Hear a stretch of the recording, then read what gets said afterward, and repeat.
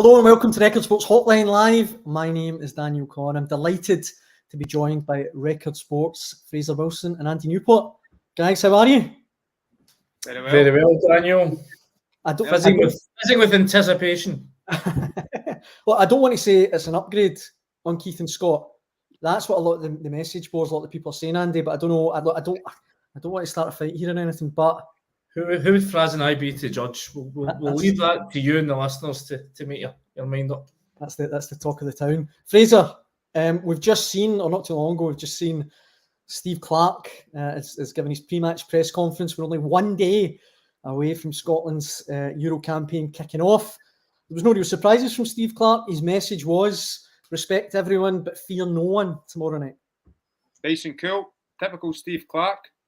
Maybe maybe looking for bigger headlines, I don't know, but that'll do me. Well, I wish I was cool and collected as he was. The nerves are kicked in already for me, I've got to be honest. Maybe not the most professional thing to admit, but honest, I'm absolutely buzzing for this one. It's been too long. I think more than anything, what I was just saying earlier, what this has brought home is the fact the last Euros didn't quite do it for us, did it, during COVID? Just the half-empty stadiums. The fact, as much as you love Hampden being the home stadium, you just didn't want to be playing a major tournament on your home turf, do you? You want to be abroad. You want to be living up the culture of a foreign country, drinking a foreign beer and just partying with the Tartan Army on foreign soil, which it looks like they're doing extremely well in Munich right now. Absolutely. And Andy, obviously, everyone's fit, everyone's flying, as Steve Clarke said. How are your nerves ahead of tomorrow night? Well, relieved that news, obviously. I mean, the last couple of weeks has been, as you say, sort of full of tension and worry. Just, every time you see one of the players. Obviously, I was at the game at Hampden against Finland, and Tony Ralston went down a couple of times. I think at one point Shankland was on the turf, and you're just sort of watching the game through the cracks in your fingers, just praying that no one sort of goes down hurt. Obviously, we saw the news earlier on this week that Andy Robertson, that Shankland again had sort of missed out a bit of training or limped out of training. And you're like, oh no, this is the last thing we need after losing obviously Big Lyndon Dykes and Aaron Hickey, Patterson, Ben Doak. You just want to be able to go into this game with the strongest team possible, just so that you can go out there and whatever happens, you've got no regrets, you've got no what ifs, and thankfully we've got the vast majority of our top players available, and now we know that whatever happens, we'll give it our best shot. You can be absolutely certain that the boys are going to be so up for this, and they're going to be determined to go and give their best shot. I mean, I think we all agree that the last time out 3 years ago, the last Euros, as far as is discussing there, that it wasn't our best performance. I don't think we can look back in that and say we really gave it the best goal we could. So that would be my hope for this team, is that there's no regrets. They don't come away from it thinking, if only we did this, if only we'd done that, if we tried something different. I just hope they go out and give it absolutely their best shot and see where that takes us. Aye, absolutely. Well, two of the guys that were at the press conference today was Keith Jackson and Scott McDermott. They were there for Steve Clarke and Andy Robertson. And I spoke to Keith and Scott a little bit early on to find out how their trip to Munich was.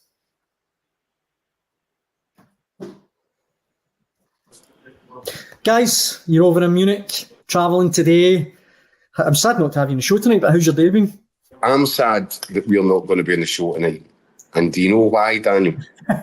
Go on. The sense of anticipation I've been feeling ever since you first showed us the picture of the Highland Cows. I hardly slept last night wondering, I wonder how this will play out. There's a sense of drama, comedy. I mean, it's the sort of thing Lorraine Kelly would love. So the wee man and I have spent 90 kilometres travelling, wondering, talking to each other in bated breath about how this might work. I bet the Cow picked Scotland, but I might be wrong. Listen, Alma and Jimmy are coming up later in the show. Don't ruin it for the viewers. Lorraine Kelly might well be one of them. You never know. Well, she will be if this is the content we're putting out. I had a similar sense of anticipation earlier on when we arrived at the stadium and were told we had to climb over a 4-foot wall. So he's not kidding either. After I'd pulled my hamstring, I dislocated his shoulder. Dislocated my shoulder. The sense of anticipation was waiting to see Jacko try to deep there. Honestly, there's locals and everything. They're standing by watching them. Do they not know who you guys are? Do you know what I mean? Exactly. Listen, I tell you what worries me a little bit in terms of this tournament is talk about undercooked. All the signage is wrong. Really, eh? The entries to get in to the stadium, the Allianz. I mean, you'd think the Allianz Arena would have their stuff worked out, but it's been fairly chaotic last 45, or in fact, a couple of hours. We had to mill around outside the stadium as well. So, yeah, it doesn't bode well, but I'm just assuming that it's teething problems, and once the tournament's up and running, they'll have a fair idea of what they're doing. It's hard to convey the kind of magnitude of it, Daniel. I've never been to this stadium, but I mean, you get off the train and it feels like you've got a 2-mile walk just to get to the media entrance. At which point Scotty says, "I tell you what, I would be a Bayern Munich season ticket holder." It doesn't matter what I'm going to get to at the end of it. Because there was a hill that we had to walk down. I'm thinking about walking back up it, and I'm going to need a defibrillator tomorrow night. You know, it's funny. We were checking to see if there was any ski lifts from Mount wherever. No, you always see, or I've certainly heard in the past, the reason why like Celtic Park and Ibrox maybe don't get big European finals is because there's no the links aren't great and whatever. But it's kind of surprising to hear that. This stadium's just so vast. I mean, and it's so far out of town. He's got lost about 3 times already. Just trying to find a place to do this. And we sat out in the main stand, which, by the way, would have been sensational. It looked great. Sensational backdrop, but they're doing sound checks every 2 minutes, and they are. Like, let me tell you something. I can tell them the sound is working fine, guys. You actually might want to turn it down a bit. What about we talked yesterday, obviously, about the mood over there in Munich. The Tartan Army have arrived. Have you seen much of that today? Have you kind of seen a lot more Scotland fans on the go? To be fair, the way it's worked out, Daniel, we had the 90-kilometre bus journey. Now, if you remember from our previous episodes of Calamitous Idiots Abroad, we've decided to not do the train thing. I went once bitten, twice shy with that. So there's a bus that's a sort of direct bus, takes us as fast as it's possible to get from Garmisch-Partenkirchen to Munich Central. So we did that, 90 kilometres, then literally just jumped in a cab to go to a hotel, stuck our bags in, come running down. We had to go to the accreditation centre. We managed to negotiate the sort of the trains around Munich. We did that. Scott finally got his. I've never, by the way, after days and days of the little puppy dog eyes and all that, see when he got his hands on his accreditation, you've never seen anything like it. I was thrilled for him. I was doing a lap of honour in the accreditation centre. Why was it so difficult, Scott? Was there something wrong with you? Like, was it your middle name was missing or something? My middle name was missing, so it's my dad's fault, basically. He's he has been blaming him a lot. So I did have a sweat on this morning.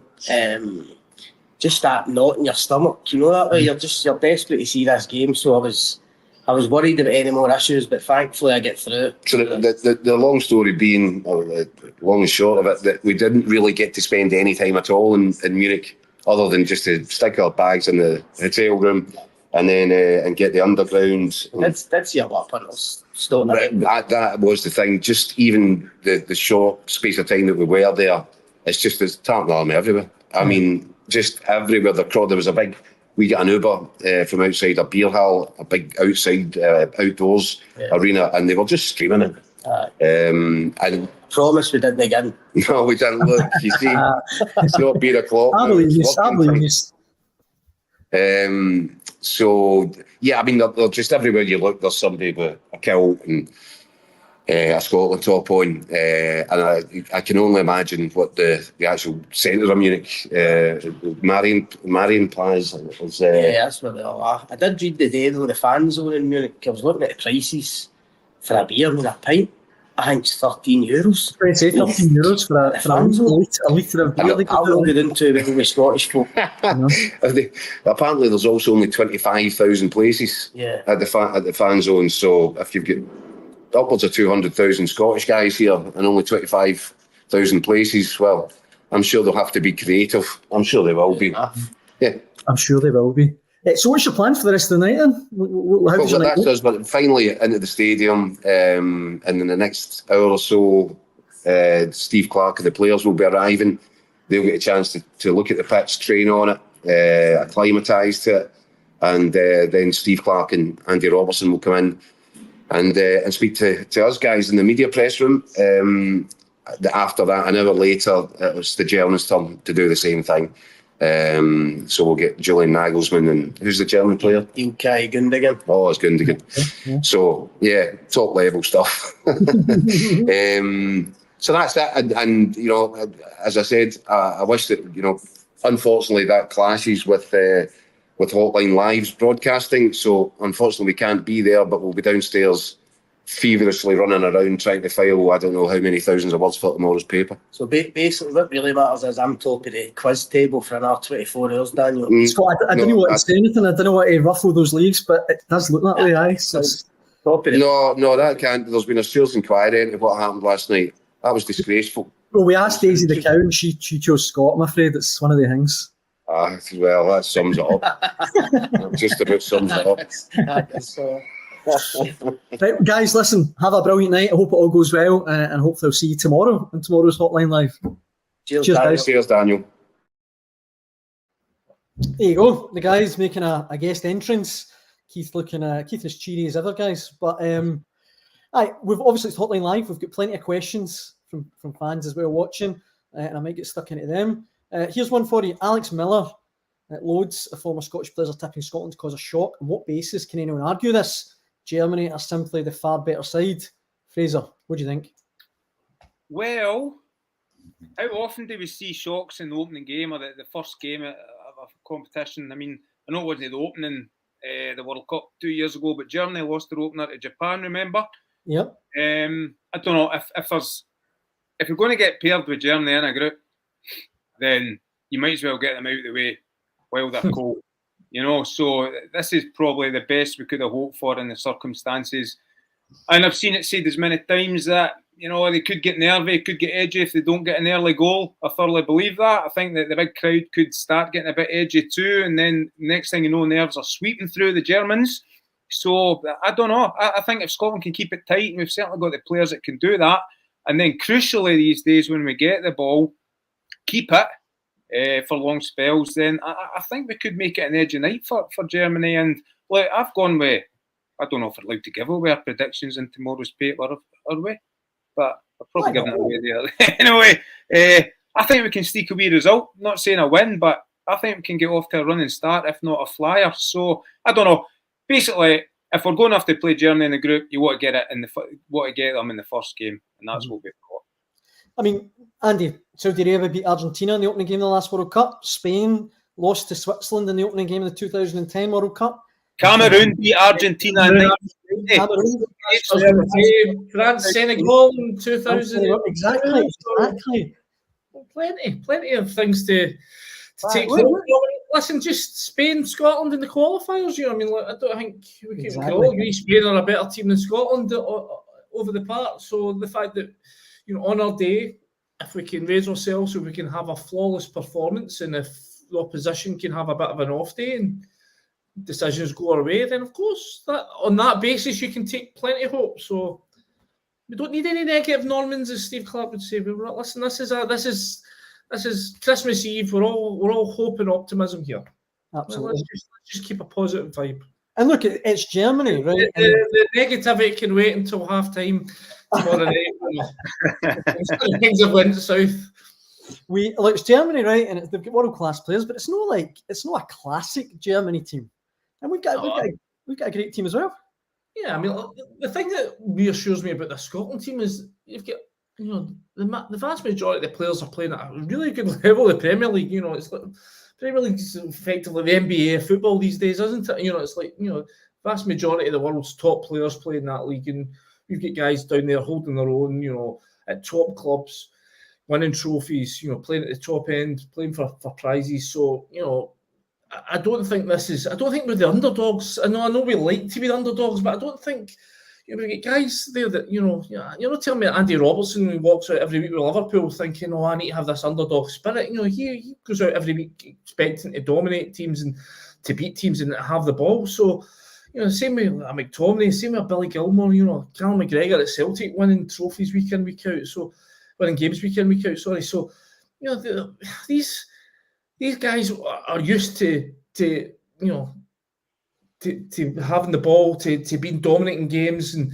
I think we can surprise them. I really take heart from that Holland game. I know the end result ended up looking pretty messy, but for 70 minutes we gave the Dutch a proper game of football. Right. We played the right way. We controlled the ball. We had Billy Gilmour setting the tempo.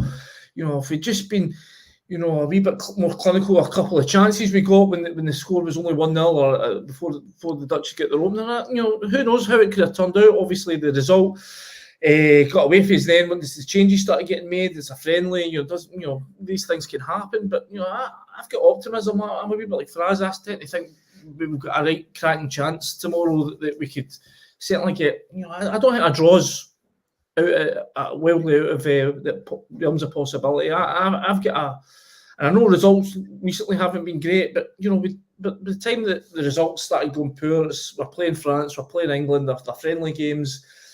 I just think they're games that don't really matter. This is the proper stuff coming up now, and I've a funny feeling we'll raise ourselves to the occasion. Can I just tap the brakes slightly on this optimism juggernaut? Here he comes. I didn't want Hotline Live being pinned up in Germany's dressing room wall. I can't mind the exact expression he used, Daniel, but he said they've not got superstars or something. This is not a classic Germany. Not the class. Look, I think going forward they've still got players that are going to cause us an extremely difficult night. More so us watching than the players on the park, maybe. I mean, it's the ones in. I think Kai Havertz is a class player, and you've got big Nicholas Füllkrug who could also play that role. But it's the ones in behind. It's as Keith mentioned, they're going to be speaking to Gundogan, tonight. Florian Wirtz, Musiala. These are the guys. Sorry. Say that again. Say that again. That's nerves. That's the nerves. That's me speaking phonetically. No, it's the guys in behind. Your Florian Wirtz's, your Musiala's. They're the guys that I fear could perhaps strike a blow, cause us damage with their movement and that. And we all obviously know the problems we've got in the right back area. So, without getting carried away with ourselves, I totally agree. We have big game players. We've proved that against Spain in qualifying. I was in Hampden where I think we can play our own game a wee bit easier. If you look at it, it's going to be more of I think it might be more like the game in Spain where we came so close to getting another result. But it's going to be we're going to have to sit in, dig deep, and it could be back to the wall for a lot of those 90 minutes. However, there's always that chance, as I said. I am fairly positive we could get a result. That's not saying we will. I think we could. As you said, Andy, negative Norman. Right, we've got for Record Sport, Ryan Carroll is over in Munich for Record Sport, and I've got him. It's just a right coup if we've got Andy Carroll over there for us. Mind him. I'll apologize when I bring Ryan on in a minute. I'll apologise. But just before we do, one more question. It's from Kenny Thompson. Simple one: Grant Hanley or Ryan Porteous? What do you think, guys? Ryan Porteous. No is debate. that an easy one? Okay. Absolutely. As Grant Hanley's a great servant, but I just think Ryan Porteous is. Well, Hanley's barely played this season. He's had injury issues. I still think he's trying to get himself back up to full fitness. Ryan Porteous has been playing week in, week out with Watford, and more important, I think he used more times than not when he plays for Scotland. He does a fine job. So, I don't think it's a game that you can be thrown into trying to get your minutes up and try to get your fitness levels up. I think it's a game that you need to be bang at it. So for that reason, I expect to see Porteous starting. Fraser, Hanley, any chance for you? Other than the fact I'm a proud Dunhamer and his strip is hanging on the wall there behind me. Nice. No, I'll go with Porteous as well for exactly the reasons Andy Newport said. Don't forget, Hanley was probably our best player, certainly our best defender at the last Euros. That was the last Euros. Agreed.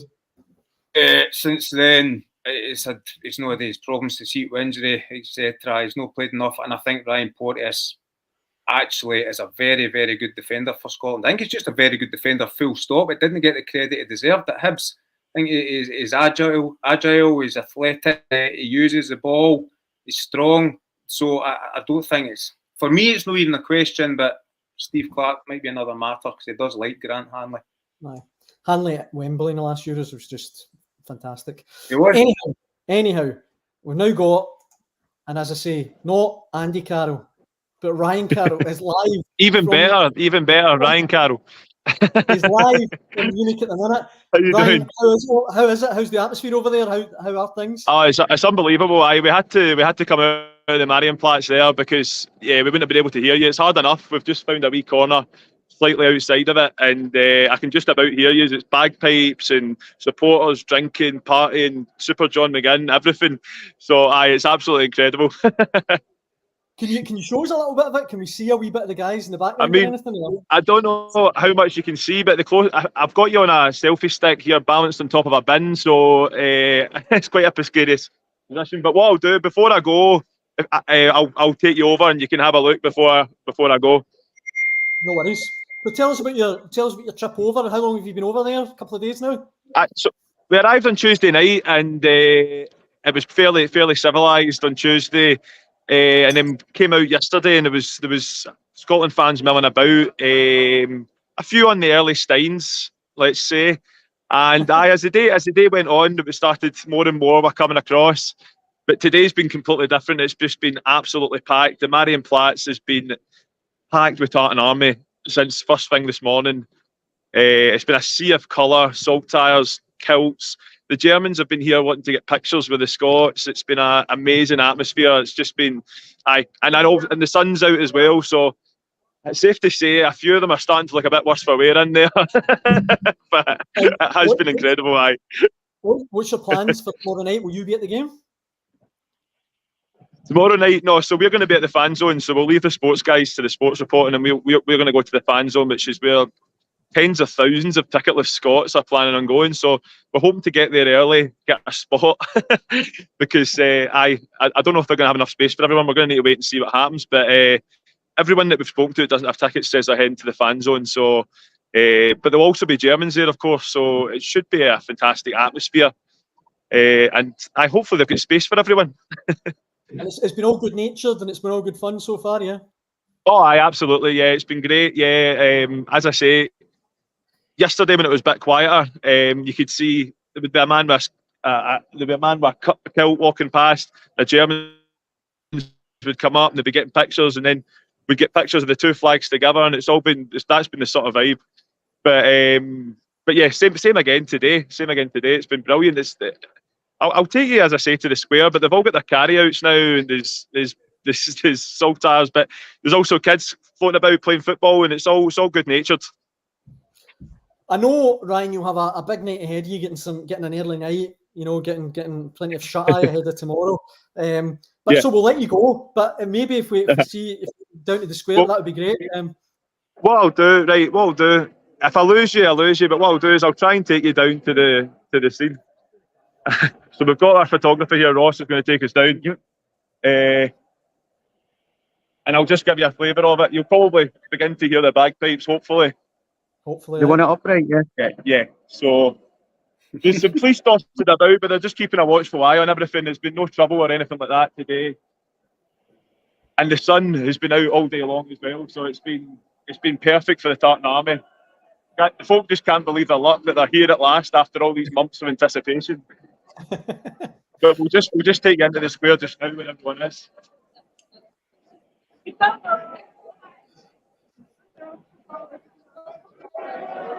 don't know what you, Andrew Fraser. This is the scenes inside the square. I hope you can kind of get a flavour of it.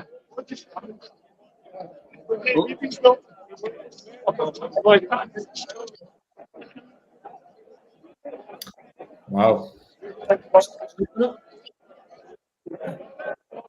Is it too late to book up, boys? Maybe we should try and get ourselves a flight out tomorrow. Probably won't be able to hear you just now, but it's safe to say the party's going to go on here right through the night. So, have a brilliant day, guys, and we'll catch up with you tomorrow. It looks brilliant. Thanks very much, Ryan. We'll see you tomorrow. Bye. Cheers. No Cheers, Ryan. Early to bed, Danny. I'm not sure these news Sorry, boys I can't hear you. It's too loud. Cheers, Ryan. I think they were just saying.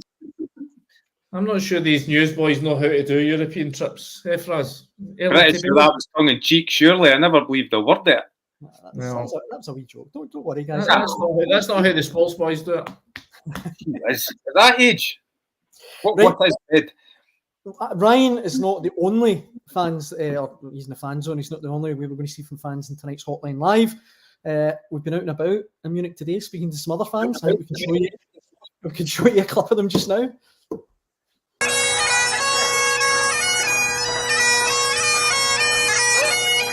you hear the noise of the Tartan Army, we'll be coming down the road. Good fun. We arrived last night, fairly late on, so we're with a good few beers on the way. But yeah, good fun, good reception from the German folk. You get tickets for the game on Friday? Brilliant. Are you looking forward to it? Aye.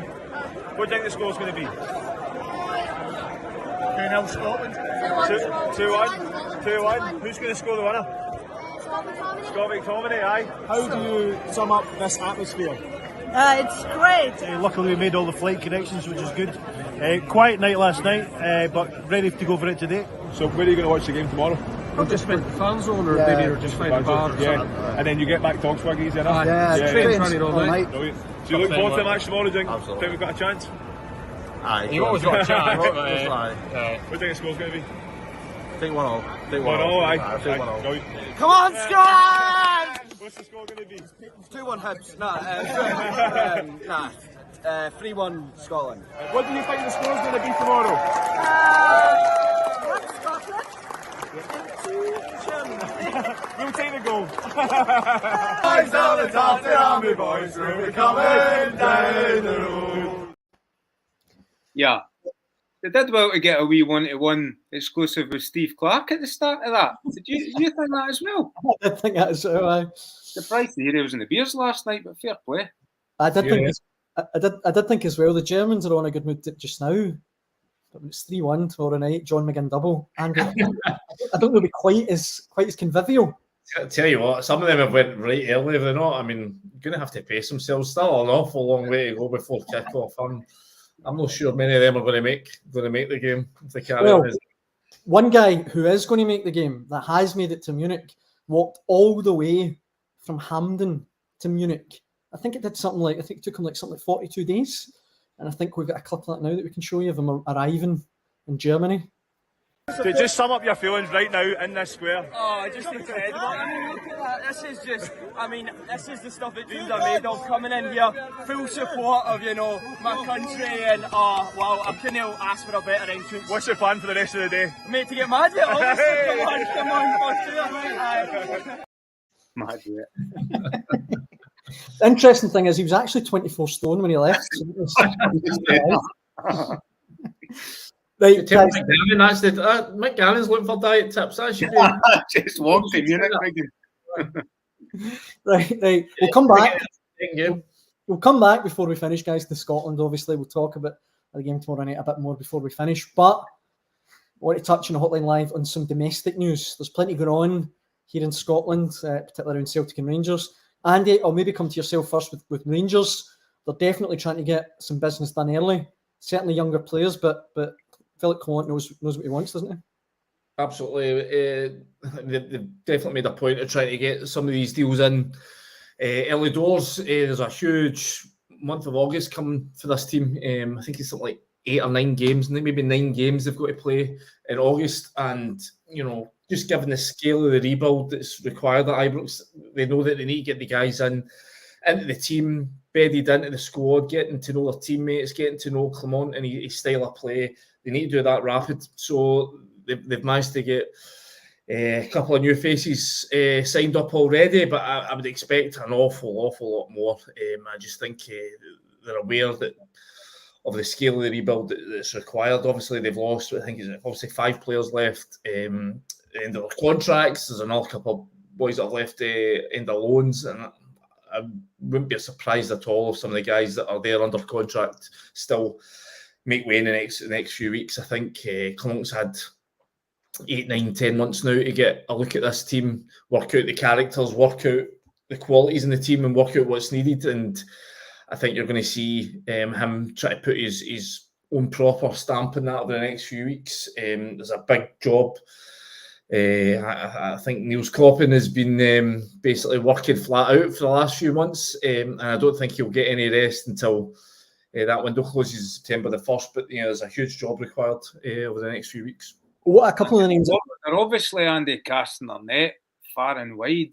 Would you like to see some more kind of Scottish local guys? Well, I definitely think they're aware that they need to add a Scottish flavour to it. I think the aspiration of the team would be trying to look to sign a Scottish player every year. They try and pluck the best young Scottish talent every year, but that's getting harder. That's getting more difficult now, just because of the competition, the money that's available in England, and just the finances that are available at Ibrox. So I think they definitely need that, because they're just even for the UEFA squad limits. Obviously, if you don't have enough Scottish homegrown talent in your squad, you're sort of penalising the amount of players that you're allowed to name for your European, your UEFA squad. So, but I think as well that they're also aware that even just trying to buy British is vastly more difficult these days. As again we said, just the money that's available in the Championship, certainly the Premier League. These teams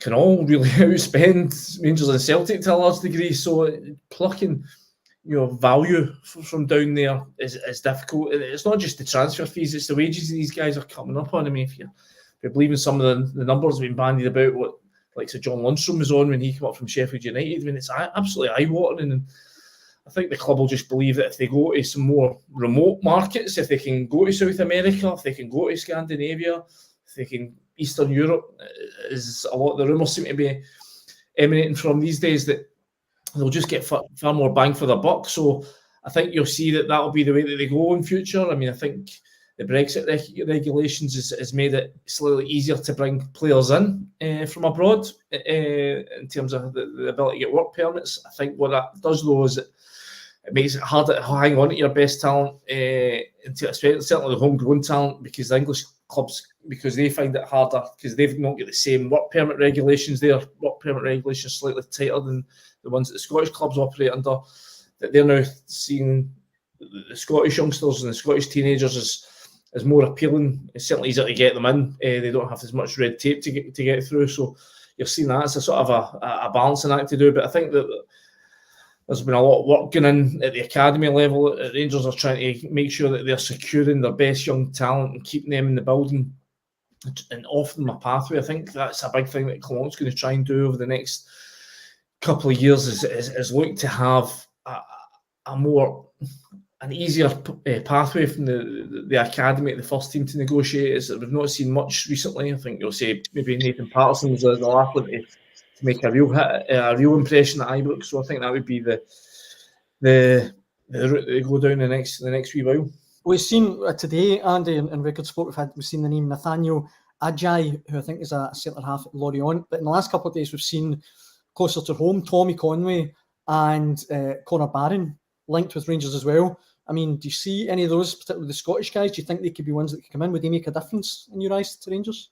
I mean, I haven't seen much of Tommy Conway, or just the small glimpse I saw him at Hampden the other night, and it looks like he's physical, looks like he's got a bit of pace about him. Unlucky not to get a goal right at the final whistle against Finland. But Connor Barron, I like the look of. I think reminds me. I mean, it's an easy comparison to make, but he does remind me a lot of Ryan Jack. That sort of controlling, holding midfielder, but with an ability to sort of play forward and.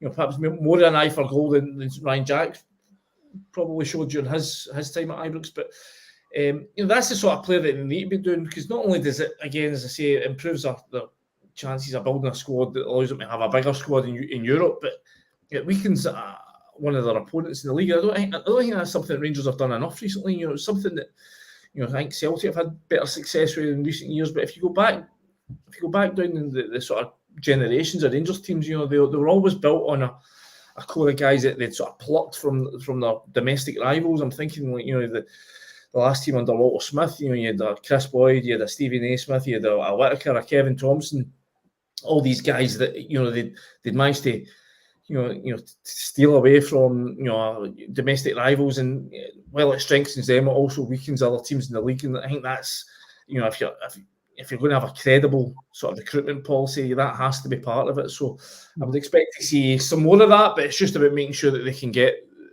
the financials. I think there does seem to be a feeling amongst people at Ibrox that, you know, when you go to try and buy someone from, you know, another Scottish club, there's a premium added just because it's Rangers and they don't want to give them up. You know, perhaps other teams are easier to deal with when, you know, if they're negotiating with English clubs than it would be with Rangers. That's something that Rangers are going to have to go over with. These clubs aren't going to give up their best players easily. They're going to demand top dollar for it. So Rangers are going to have to be sure they're willing to pay.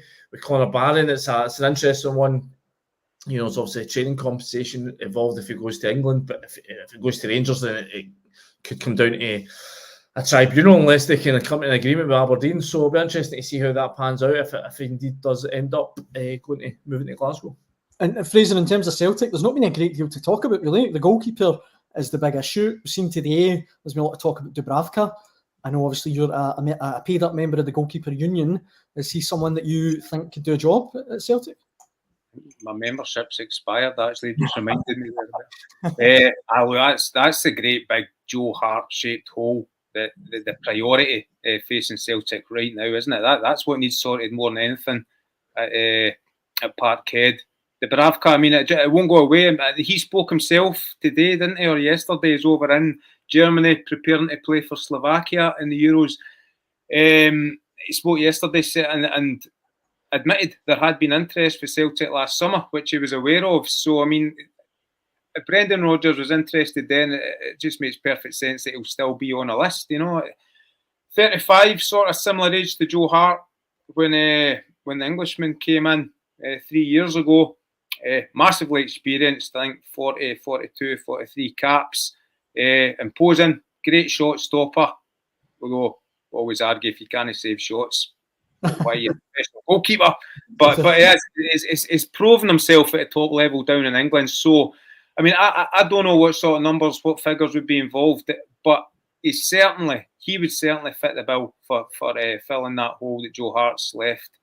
That, you know, beyond all the shot stopping, commanding your box, use of the feet, beyond all that, goalkeepers at the Old Firm, Celtic Rangers, need to have this sort of X factor, this presence, this aura that Joe Hart definitely had, that Jack Butland brought to Rangers in the last 12 months. And I reckon a guy like Dubravka would have that. Just being there, just filling the box, filling the goal, just knowing that you've got a top quality goalkeeper behind you. That's half the battle. We know that presence, the way they hold themselves. So, look, if that is a goer, I think it would be a no-brainer for Celtic to bring him in. But he's still got a year left in his contract down there, isn't he? So it all depends on what Newcastle kind of see as their future. I think they're linked with James Trafford as another goalie, which would potentially shunt Dubravka down to number 3. So, the opening might be there. Right, before we finish, guys, we've got more questions on the Euros from people that have been in touch. And I should say, if you're watching, leave a comment or a question in the comment section below. Actually, while we're talking about goalkeepers, we've got one here. This is from Peter Davidson. He's asking, who's the greatest ever Scottish goalkeeper? Gorham, Leighton or Simpson?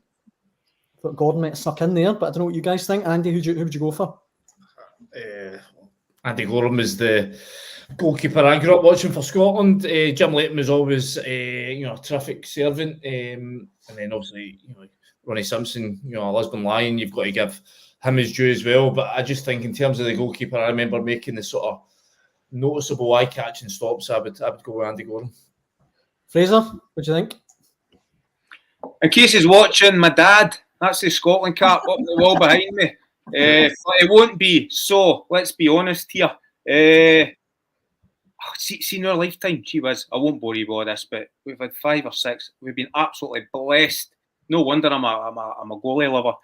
To answer your question, look, you had the glove rivalry between Gorham and Leighton, which was brilliant as a wee boy. That was magical. And then you've had that golden generation of Craig Gordon, Alan McGregor and David Marshall. All 5 of them outstanding. Incredible, only 2 of them are in the Hall of Fame, but that's what happens when you have such quality going up against each other. Just pick one.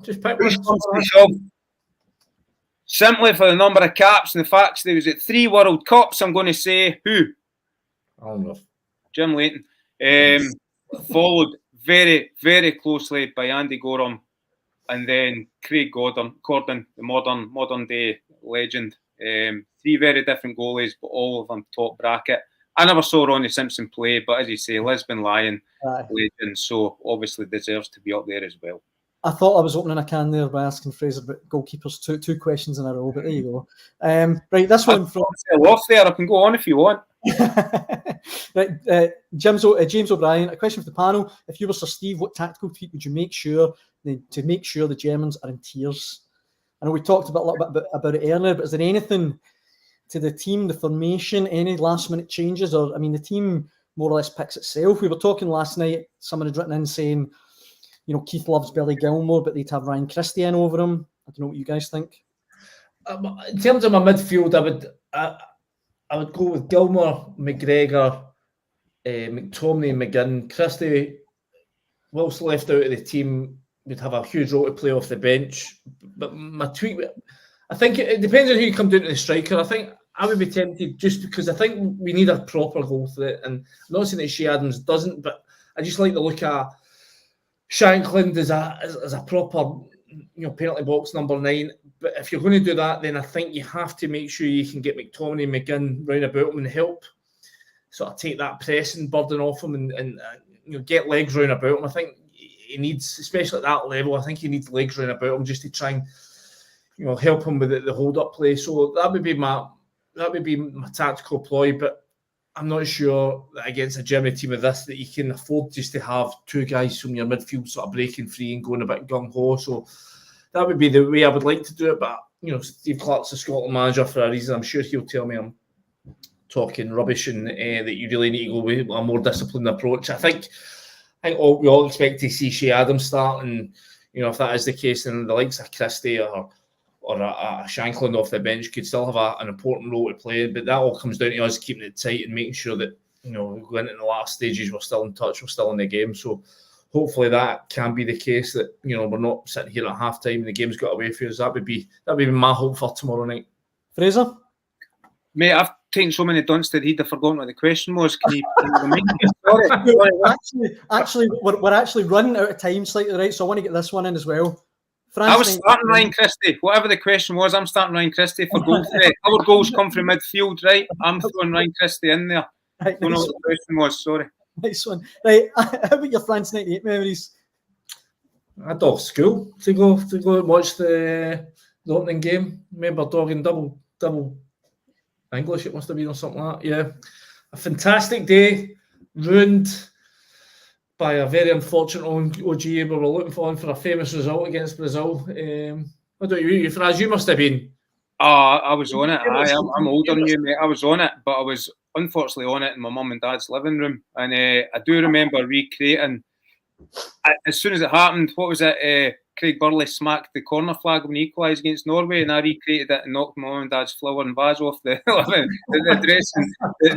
living room table. So I don't know. Apart from that, it was just the absolute typical glorious failure against Brazil in the opening game. I mean, a more ridiculous way to lose that game, a more ridiculous own goal you will never see. It doesn't get spoken about often enough. Yeah. I mean, 1-1, 30 minutes for a point in the opening game against the world champions, the greatest nation in football, and you go and concede an own goal like that.